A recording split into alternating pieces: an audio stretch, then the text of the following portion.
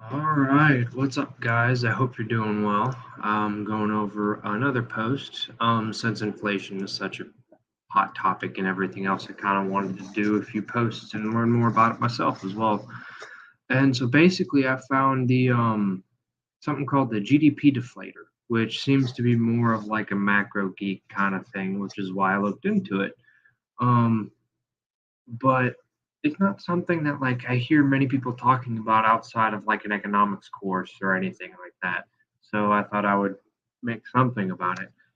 So basically, it's kind of like I compared a few times to the CPI just because it seems somewhat similar. Where the CPI and everything measures inflation against a basket of goods and services of different urban households and stuff, and like 70 cities, I believe, 70 or 75. I don't know. I linked a post in here to my the one that I did in depth on the CPI. Regardless, the GDP deflator, right, kind of measures the same thing, just instead of being based off of expenditure surveys, it's all goods and it's off of GDP, and that's pretty much it. It's all goods and services in the economy, and it's a really simple equation. It's basically just a ratio, where it's the ratio between nominal and real GDP, and basically, it literally deflates the nominal GDP to in a matter of purchasing power. So it's kind of like what I mean by this is you have like nominal GDP or just a nominal value in general, which is just the number, right? Just the number value.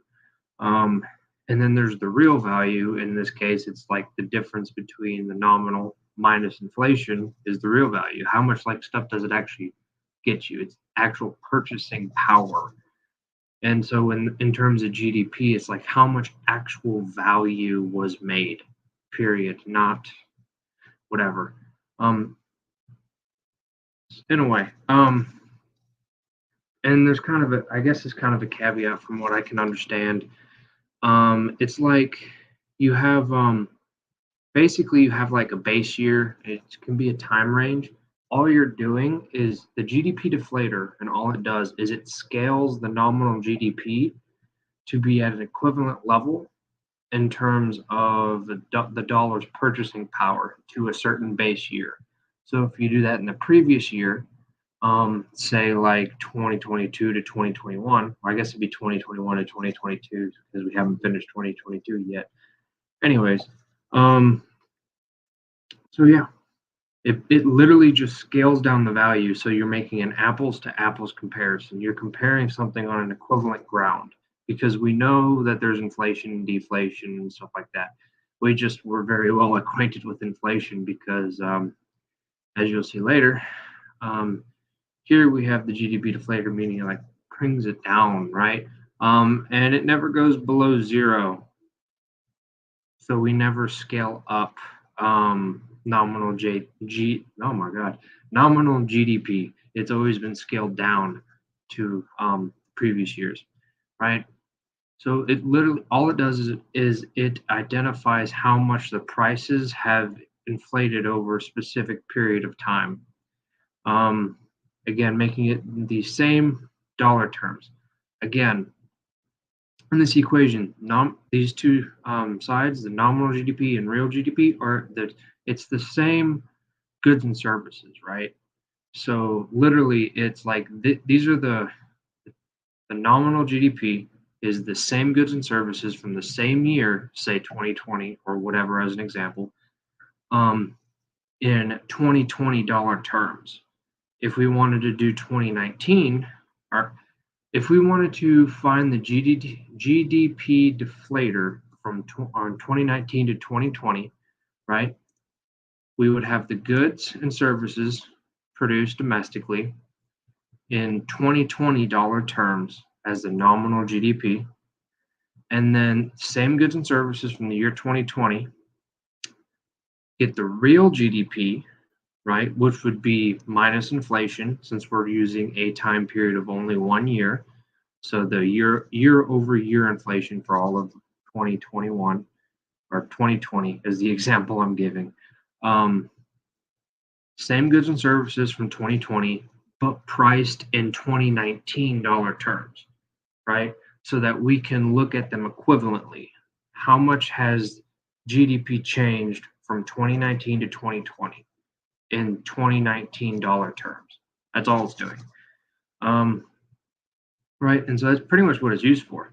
And this is a graph from the World Bank of the United States, right? The graph is of the United States. It's not the World Bank of the United States. It's the World Bank, and this is a graph of the United States' GDP deflator, right? Um, so I made a quick comment as I was writing this. These major spikes here we see in the basically 1970s and early 80s, right? The kind of infamous stagflationary environment. I just I'm not entirely sure. I still need to think about it more, but I think this makes a lot of sense because we have to remember I think that it explains why it's stagflationary to a very good extent, right? Because we're measuring the GDP deflator, so how much of the increase in GDP was for just the increase in prices alone, right? So that's just another way of stating what I've said probably multiple times already. So basically, what it's doing, right? Um, Trying to figure out how to word this, right? So it measures the change in price levels. So what this means is that in 1980, I believe that's it's either this one or this one, 1980 or 1981 when it peaks up here. We'll just say around nine, because it's the concept that really matters. If we want, you can go to the World Bank website and find this and export it as an Excel sheet.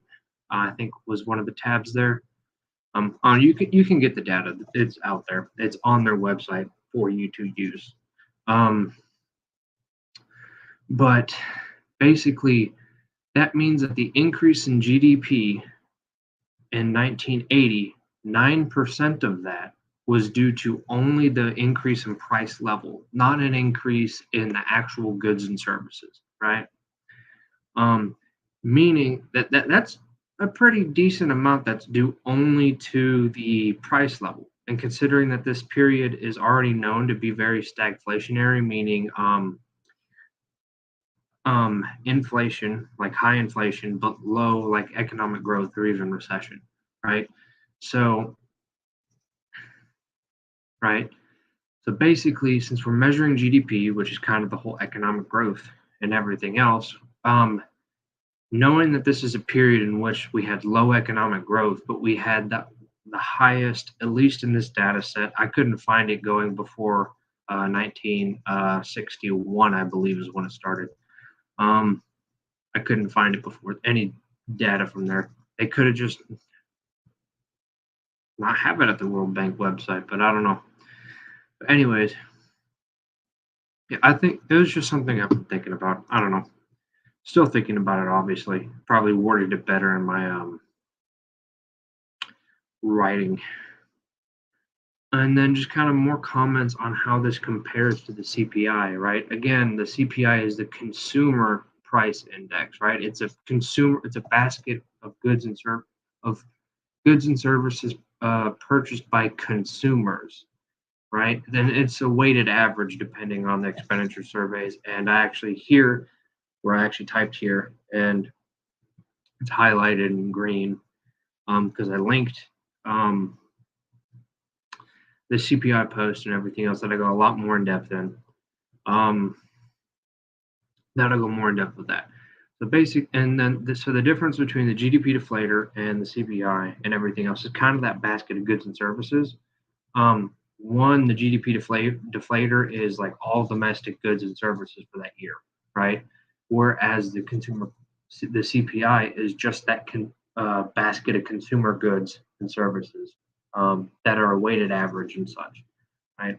So the consumer goods and everything are inside the same set. You can imagine it as the same. They're in the the basket of goods and services that the GDP deflator measures um, contains the basket of the consumer goods and services that are measured by the CPI, but it's not exclusively just those. There's more in there as well that aren't consumer goods. And it kind of is used in a very similar way for as the CPI, a little bit at least. Both private and public sector entities use it for to, like, adjust certain payments and prices, also payments and contracts and stuff like that. The Federal Reserve will also use it to tweak monetary policy. So there's that, because it kind of helps you measure actual GDP and how the economy is actually doing, stuff like that. This was supposed to be a rather short one. I think, is this a? Huh. I just got ads on my site, and so it's kind of interesting to see whatever they pop up, because half of these I've never even seen before.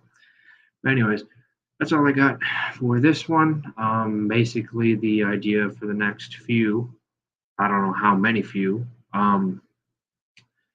many but we're going in depth in the Federal Reserve, because that's something I've noticed that a lot of people don't understand a lot about, including me. And so I want to actually like learn about it and produce stuff. And by basically doing these and everything else, can show some stuff that is raises some eyebrows, as I've already found out, but that will be saved for future posts. Anyways, I hope you guys have a good day, and that is all for this one. I'll see you guys on the next video.